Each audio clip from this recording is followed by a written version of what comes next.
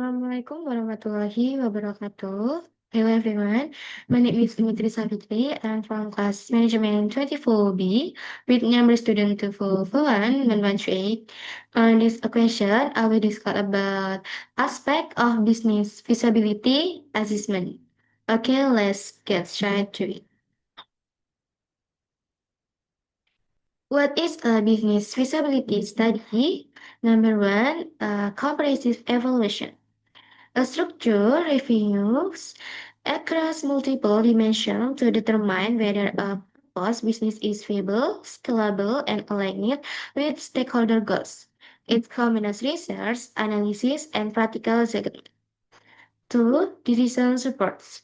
Provides evidence for go or no-go decision, inform investment readiness, and highlight the trade-off and assumption underpinning the project. Three, outcome-oriented. Product actionable recommendation identifies required research and clarifies the timeline and milestones necessary to reach early objective.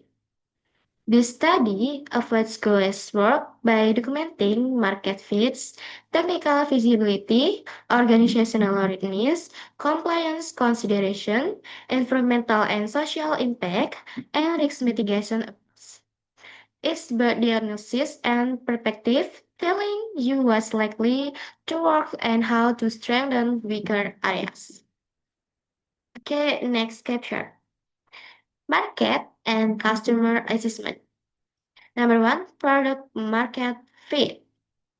This is evaluates whether the product or service solves a meaningful problem for a definable customer segment.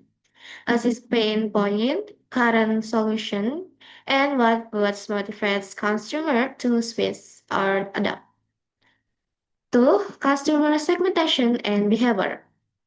Map primary and secondary segment, buying trigger, decision cycle, and channel customer behavior. Understanding behavior shapes positioning, pricing, strategy, and go-to-market planning. 3. Market opportunity and competition. Identify competitor, substitutes, and website opportunities, assess barrier to entry and sustainable advantage, such as new networks, effects, brand, or partnership.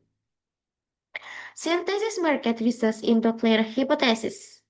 Who will buy, why they will buy, where they will buy, and how many you can realistically risk in early phase.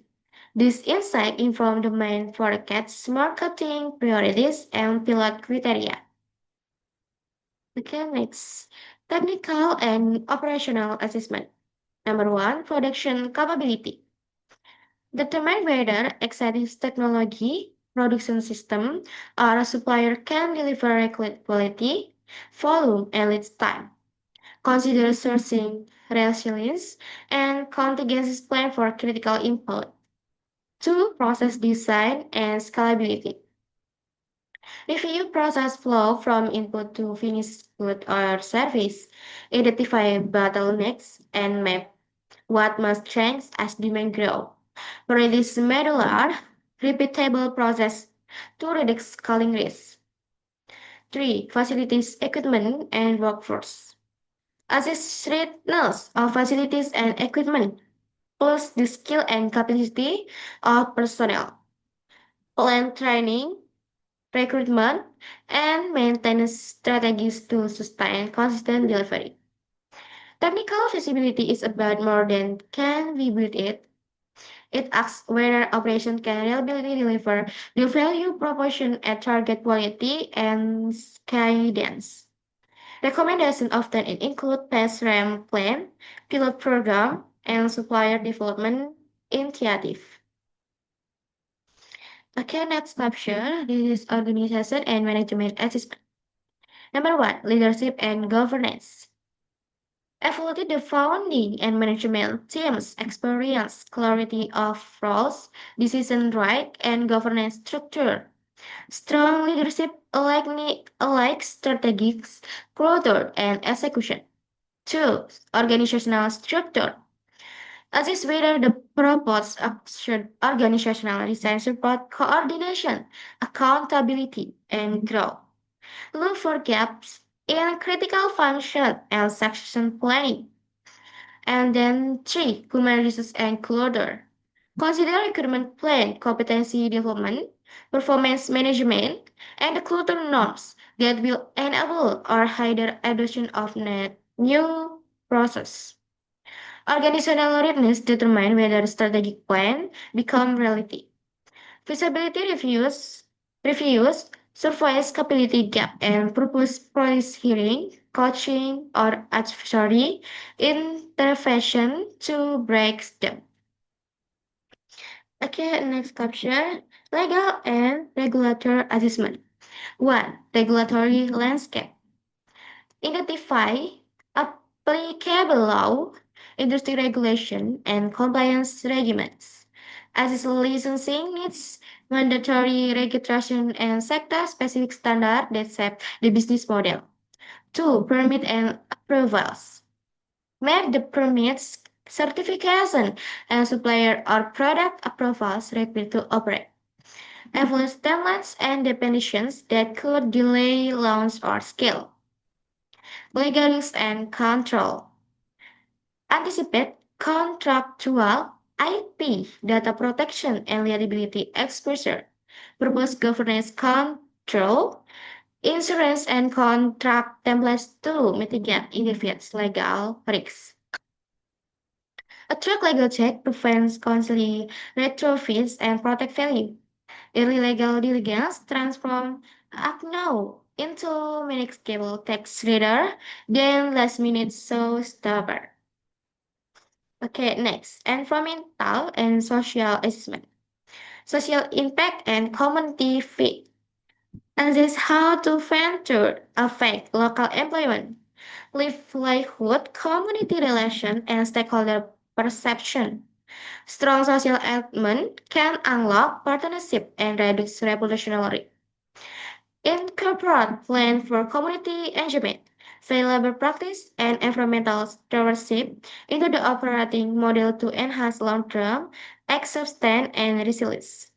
Sustainable is increasingly central to visibility. Projects that proactively address environmental and social impact often face favor, obstacle, and gain prevailable access to partner, customer, and talent.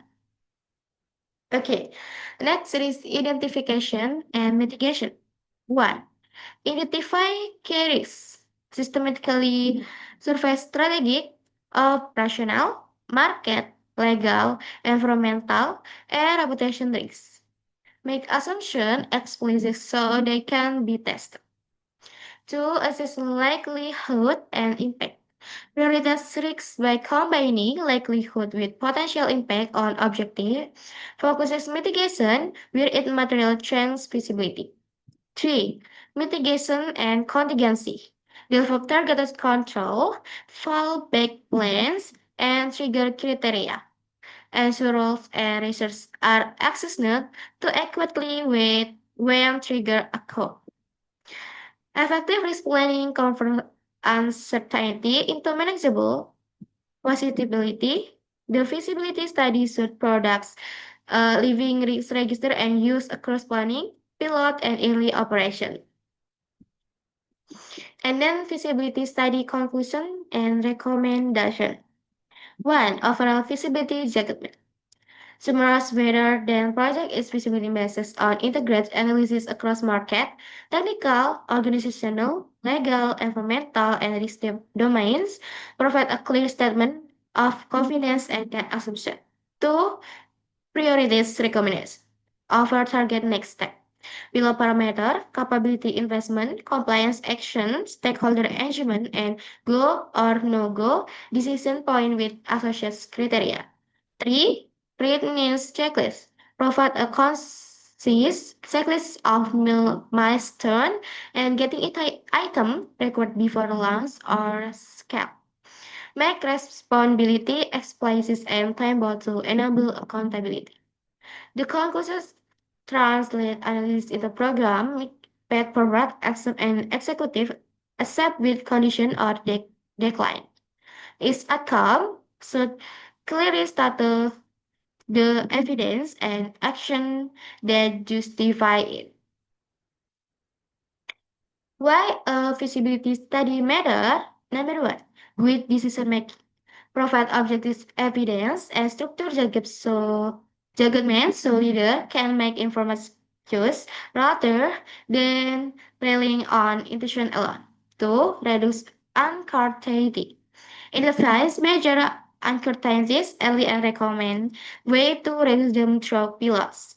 Test or stakes investment. Three, enable practical planning.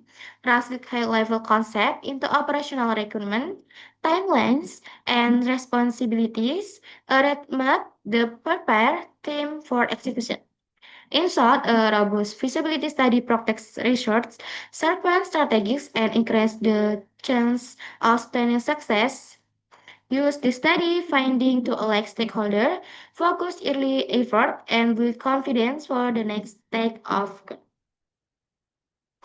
Okay, guys, this is explanation from me. Thank you so much for your attention. Wassalamualaikum warahmatullahi wabarakatuh.